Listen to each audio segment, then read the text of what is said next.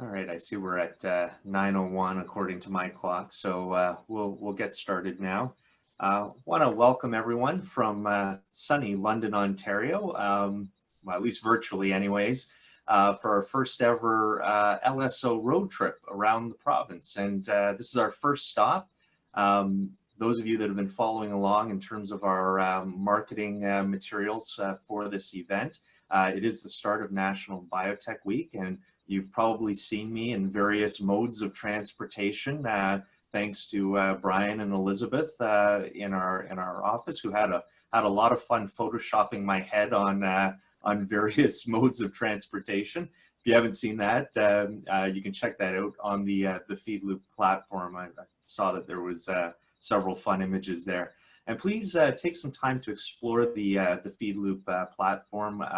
We have exhibitors. We have access to these sessions, so you can go and explore that platform. You're able to communicate with others, and that's open 24/7, not just during these events. So you can log on. You should have received login credentials when you registered for the event, and you can log in.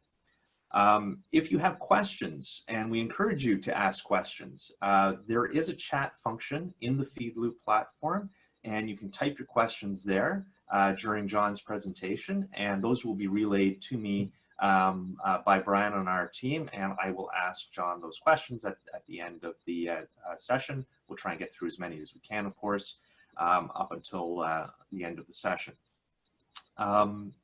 Bios are available also on the platform, so I'm not going to read John's full bio. I'll just do a brief introduction, but you can go on there, and all of our speakers' profiles are posted there as well.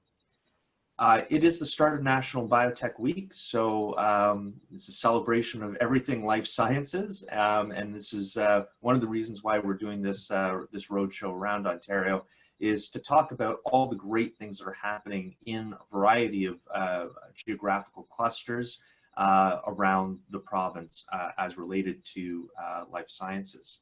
And our first stop, as I said, is London, Ontario, and we have John Galbraith, who is Senior Director of Venture Growth and Corporate Innovation at Tech Alliance. Tech Alliance has been a long-standing partner of Life Science Ontario. John is relatively new to the organization, so we had a bit of fun catching up and introducing ourselves to one another just prior to this call. Really pleased that John has taken the time out of his very busy schedule to join us today. He's probably located a lot closer to London than I am, despite the image in the background.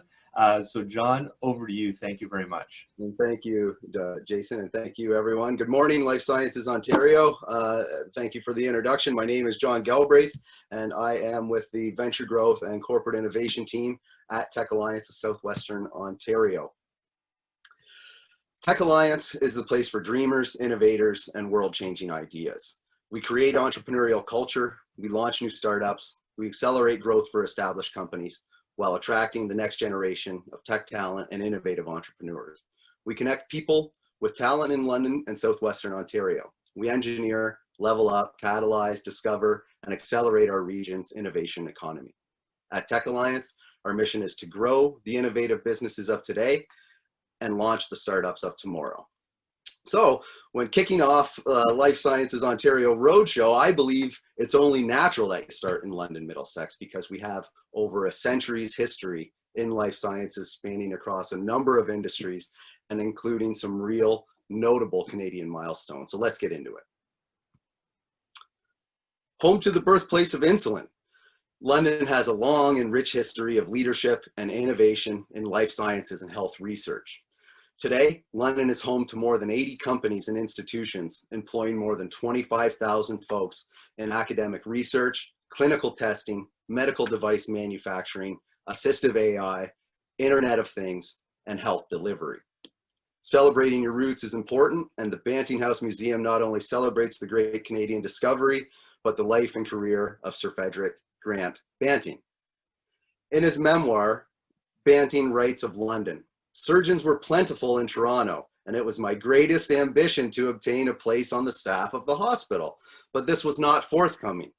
I left in June 1920 and commenced practice on July 1st, 1920 in the city of London, Ontario. And here we are exactly 100 years later at a virtual conference, our Tech Alliance office, a mere stone's throw away from the Banting House Museum itself, as I introduce to you London's infamous Research Row and discuss just how far we've come in that 100 years. And just let that sink in for a second. London's Research Row is a rather new concept used to describe a geographical band that is home to a large number of London's research-based institutions.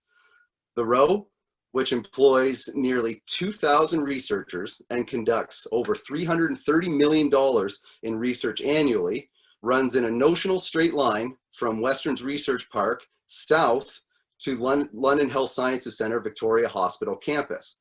This band includes all of London's hospitals, the Lawson Research Institute, NRC, Robarts Research Institute, C-STAR, Children's Health Research Institute, and the University of Western Ontario.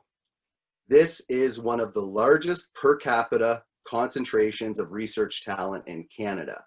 And this convergence of world-leading education and enterprise makes our region a leader in life sciences innovations globally. The successful industry-leading efforts of many local organizations help create a completely sustainable life science cluster with supporting infrastructure for starting, growing, and commercializing life science companies. Companies like Trudell Medical, leading manufacturers of the highest quality aerosol devices for management of respiratory conditions. Trailblaze innovation by focusing on products that improve patient outcomes and contribute to overall health system savings.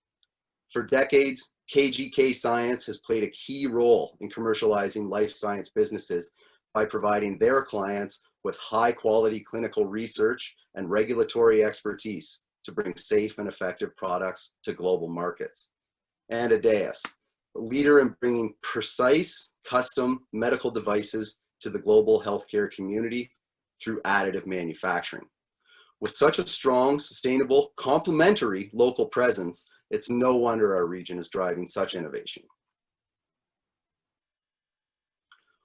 World Discoveries is the business development arm of London's extensive research network and the bridge between local invention and global industry. Born out of a partnership between the University of Western Ontario, Robarts Research Institute, the Lawson Health Research Institute, the three collectively known as the partners, World Discoveries draws upon a mix of industry connections, sector-specific market knowledge, and business development expertise to help researchers and local inventors commercialize their discoveries through licensing and new company spin-offs. In delivering this value proposition, World Discoveries will be a material contributor to the sustained financial health and vitality of London's Research Row and the community at large. More importantly, World Discoveries seeks to remain one of the top 5 business development offices in Canada, substantially increase the number of spin-off companies right here in our region, and reinforce World Discoveries and Research Row as a preeminent commercialization center in North America. World Discoveries represents a new and exciting means of bringing local innovation to the global market and bringing global markets to our local economy. The team is responsible for identifying, protecting, and promoting promising discoveries and technologies generated at Western, Robarts, and Lawson, guiding and assisting inventors in exercising value-added technology development strategy and exploring commercial funding opportunities, like with Tech Alliance, negotiating and closing licensing deals with industrial partners committed to developing Western, Robarts, and Lawson's inventions. Western University itself is home to the Schulich School of Medicine and Dentistry, the Canadian Centre for Activity and Aging, Biomedical Imaging Research Centre, the Brain and Mind Institute, the Bone and Joint Institute, the Center for Human Immunology, the Center for Studies in Family Medicine, and the National Center for Audiology.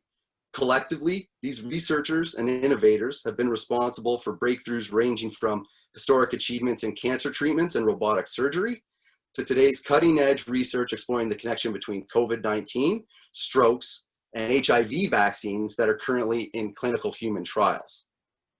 As innovation moves from the lab to the marketplace, London's life science entrepreneurs are driving change on a global scale with the development, manufacture of medical devices and therapeutics, and continued leadership in testing, clinical trials, and data management. Tech Alliance, as the province's regional innovation center for London and surrounding areas, is at the epicenter of Southwestern Ontario innovation economy. Focused on supercharging our community, Tech Alliance provides advice, experiences, and access to capital to launch startups, accelerate scale-ups, and inspire talent. Tech Alliance is also home to Burst, an innovative incubation program for high potential medical companies, startups, and scale-ups aimed to further position London as a focal point for life science innovation regionally, nationally, and globally.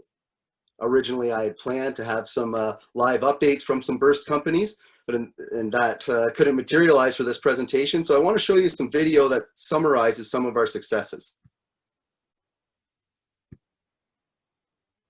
Every day, there's untapped potential for economic growth and creating real and meaningful change in people's lives around the world.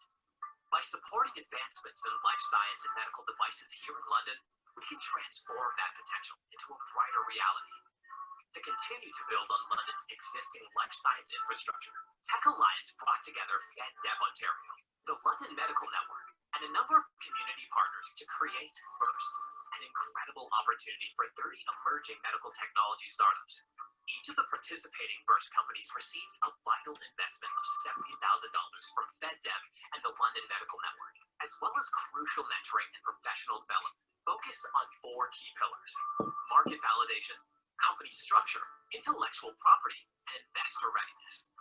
Now let's take a look at our successes. I'm Sergio Aguirre, co-founder of Epineuron Technologies, and we're a company focusing on developing the first treatment for peripheral nerve injuries. It's a medical device, essentially, that we're developing that's used typically by plastic surgeons or orthopedic surgeons at the time of surgery to repair the injured nerve. I think there's a tremendous opportunity to build a core group of expertise around this because London has a lot of research and a lot of essentially healthcare in such a localized area. As soon as we engaged with the mentors in the program, in the process of meeting other new companies in other geographies, I've facilitated introductions myself just because I found so much value in the people in the Mentors program. My name is Asha Parekh. I am the CEO and co-founder of Frontline Medical Technologies. We are an early stage medical device business that has developed a family of products surrounding stopping internal bleeding in emergency trauma situations. So the Burst program was really helpful to us. We were able to essentially start our business earlier. I think we would have gone down the same route, but it kind of helped to jumpstart things and get us going a little bit earlier than we had anticipated. I'm Dr. Taylor Stieg. I'm the CEO of Topspin Technologies. We've developed a method of dynamic neuromuscular strength training of the neck to help decrease concussion risk. The big thing that Burst helped us do is kind of transition to help increase our valuation before we needed to get funds to go through a seed round of funding. So it helped us bridge that gap to a higher valuation before we approached investors. I think it's very good. I think certainly when you look at Southwestern Ontario as a whole, I think the life sciences and medical sciences, I think that London is kind of front and center on where we're going and sort of the direction. Burst has helped the participating companies reach a level of success that could have taken years to accomplish. It is also ensuring that companies that start in London stay in London, with the resources to grow and have a global impact. Working together, we're highlighting London, Canada as the place to be for life science entrepreneurship. But Burst isn't done yet. Tech Alliance, FedDev Ontario, the London Medical Network, and the City of London are pleased to support an additional Burst cohort next year, giving an essential boost to 10 more life science and medical device startups. We look forward to the successes that this new cohort will achieve and the continued growth of our first 30 Burst participants. Okay, so since that video was produced, we have administered our 4th cohort of burst companies. So that's 40 companies. And in an effort to just communicate and celebrate some of those victories, I thought we would, do our final lap and just kind of a where are they now update. So from our first cohort, LSO Medical Technologies, who've developed a device for the treatment of cardiac arrhythmia. Since their time in burst, they've raised an additional $200,000 in funding. They produced a second minimum viable product, which has helped them partner with a major US lab for clinical trials. They've hired 3 full-time engineers. They've filed 3 patents and have been awarded 1 patent in that time. From cohort 2, MDDT Inc., or Movement Disorders Diagnostic Technologies, specializes in the field of neurology to target 2 of the largest movement disorder populations, those suffering from tremor and those with dystonia. Since their burst time, they've pushed products into clinical trials and have been recognized globally for their innovations and catalyzing further research and development in tremor. Topspin 360, who we saw in the video, had created and patented a training device that helps prevent concussion risk by improving neck strength and function. Since burst, they've been further recognized by the NFL with the First and Future Award for innovations in improving athlete health and safety.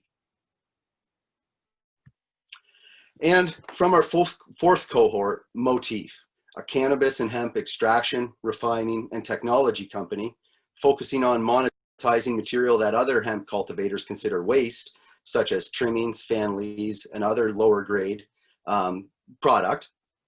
These burst alumni have since raised over $9 million to date. They employ over 20 folks right here in our region. They're shipping dozens of products across Canada, and they're completing all of the regulatory paperwork to go worldwide.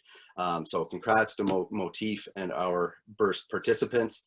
And with that, I would like to thank you, everyone. Thank you, Life Sciences Ontario, for kicking off your roadshow where I only think it's natural in London, beautiful London, Ontario. And with that, we'd like to turn it over to any questions. Jason, back to you. Well, thank you so much, John. That was a great presentation, and what a great way to kick off this roadshow. One of the reasons why we wanted to do this roadshow, John, was to give the participants a sense of some of the activities that are happening in our very own backyard here in Ontario that we may not otherwise hear about. And, I think the examples you gave from the burst companies and success stories really gave a flavor of incredible innovation that's happening in London through the Tech Alliance. And I really appreciate you sharing that. I think that's exactly what we wanted to communicate today. So it's a reminder to the participants that if you have any questions for John, please enter them into the chat box, which should be on the right-hand side. I'm going to kick it off, John, with a question for you. Obviously, you're working on the ground with these startup companies, and of course, we're in very, very interesting times right now during the pandemic. One of the things that we've observed has been a bit of a challenge for many startups, particularly those that are pre-revenue. They haven't been able to access many of the emergency support programs, and it's been a real challenge for them, where they have, a very finite runway of investment funds. They've had to delay commercialization if they can. And some have just, gone under because of the situation. I'm wondering if you could comment on what you've observed locally in London in terms of the impact of the pandemic on SMEs within the Tech Alliance sphere and what you see going forward. Absolutely. I will say that, it is a broad spectrum where we've seen, specifically with reference to life sciences companies, all too often I'm talking about, I'm hearing stories of, everything was starting to click. And then, the pandemic happened, which of course brought to a screeching halt clinical trials, A lot of the investment rounds that, it created a lot of risk and ambiguity amongst the investment community. So a lot of those rounds that were being put together were essentially, as you say, put on pause. That being said, there's an equal amount of stories where we see digital transformation being accelerated by companies in this space, and the perseverance and, for lack of sounding like a pro sports coach, the tenacity and just the perseverance of an entrepreneur at their very core to figure it out. And when they have means to, when there's not as much regulatory control or regulatory or bureaucratic oversight, and maybe in technology companies or pure software companies, we see a lot of that unbridled entrepreneurship actually kind of bringing them into the new normal as a sustainable company. So I think we're really seeing both sides of it, Jason. Yeah, and maybe just to follow up on that, I guess the flip side of it, and you touched on it a little bit, is that there's an increased focus now on technologies related to COVID-19.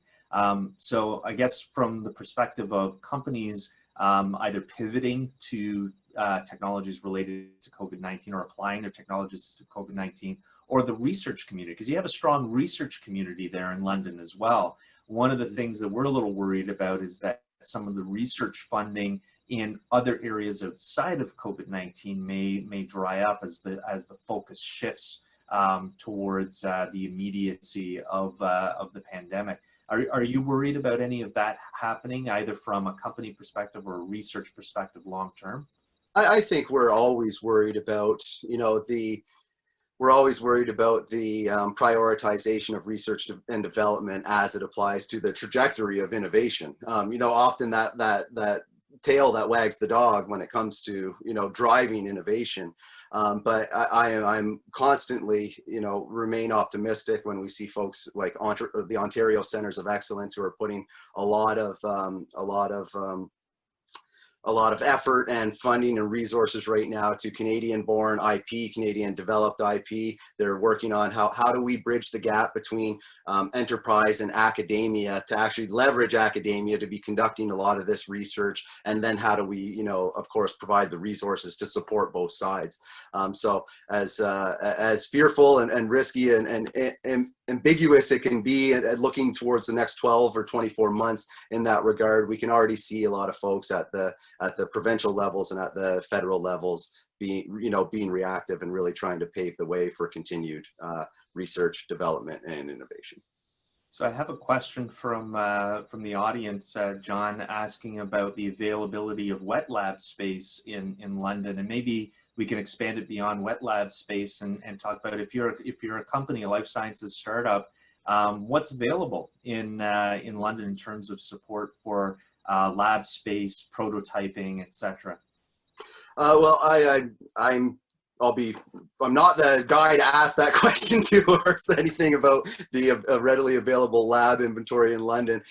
However, interestingly enough that you do ask that question, I spoke with an entrepreneur last week who was actually working on a software system because ISO testing and disinfecting testing within certain lab conditions is now required, and he's working on creating a marketplace that actually would identify all the different labs all over Ontario for folks to actually kind of leverage or collaborate inside one space to actually conduct the testing you're talking about. So if we're identifying a problem as, that person is having a hard time finding wet lab availability, well, we have folks in London that are looking to fix that problem at scale across the province. So we can look at how that's really been, digital transformation and innovation at its finest, I think. So I'm going to ask you one last question before we wrap up. And, looking at all the great things that are happening in London right now, and you did a great job at describing a variety of different companies and technologies that are emerging. If you had to kind of peer into the crystal ball, where do you think the strength of the science in London, Ontario lies, and the future direction? And I'll give you an example. Here in Toronto, I think that there's a bit of a renaissance happening around regenerative medicine, for example. I think that's a really, really hot area. That and artificial intelligence and machine learning. I think those two areas are sort of really, really hot areas I think there's a lot of potential. From a regional perspective, where do you think the greatest potential is for London? From a regional perspective, with our research row, the medical device innovations and 3D printing and lifelike biotissues in that space, but I would want to also put our focus in the agri-technologies. I would also like to bring the agri-sciences into that here in London regionally. Just a 10-minute drive where you're surrounded by cornfields, and with that we have a lot of some of our local accelerators and other groups are really putting a focus down there, and it's really exciting to actually see the meeting of the agricultural, medical, and technology folks right here within the London region. So that's really exciting. That's great, John, and thank you so much for taking the time to share with us all about Tech Alliance and the London region and the life sciences cluster that's happening there. It's absolutely amazing. As I said, the idea here is to show our community the great things that are happening in our own backyard that we wouldn't otherwise hear about. So really appreciate you doing that for us today. And I appreciate you guys and all your efforts. Thank you for everything. My email is right there if anyone ever has any questions, and all the best on the rest of your week in the conference. Okay, Jason? Well, thanks for helping us kick this off, John. I have a few quick announcements. Brian, if you could pull up the other slides here. Just a reminder to all of our participants that nominations are open for our LSO Awards program. And so please do submit your nominations. You can do this online. It's very, very easy to do. Deadline is Monday, October 5th. Of course, there's awards for Lifetime Achievement, our Volunteer Award, Community Service, and the very popular Company of the Year Award. So it's very easy to submit nominations. So please take a look at that and make your submissions. We have our annual Life Science Policy Forum coming up on the first week of November. Sponsorship opportunities are available. Registration is open. It's going to happen basically between 10:30 and 12 noon each day on the first week in November. You can sign up at a discounted rate for the whole week, or you can select individual days. The agenda is posted. We have an incredible lineup of speakers, so please do check that out. It is really shaping up to be something special, I think. So go onto our website and you can see the full agenda listed there. And finally, a thank you to our sponsors who really allow us to do these sorts of events. Our platinum sponsors, Alexion, Sanofi, Shift Health, Silicon Valley Bank, Innovative Medicines Canada, and Merck.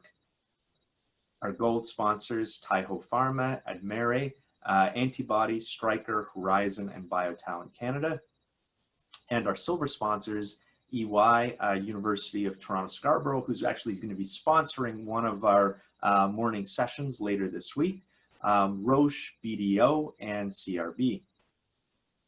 And finally, I want to thank you all for joining us today. I hope you're able to join us throughout this week. Brian, what's up next? Is it Ottawa tomorrow? I believe. Yes, Ottawa tomorrow. Ottawa tomorrow. So we are going to be in our beautiful capital city tomorrow. So please join us. We have our partners from Invest Ottawa joining us. Should be a great session. And happy Biotech Week to everyone. Hope you have a wonderful day. Stay safe. And thanks again, John.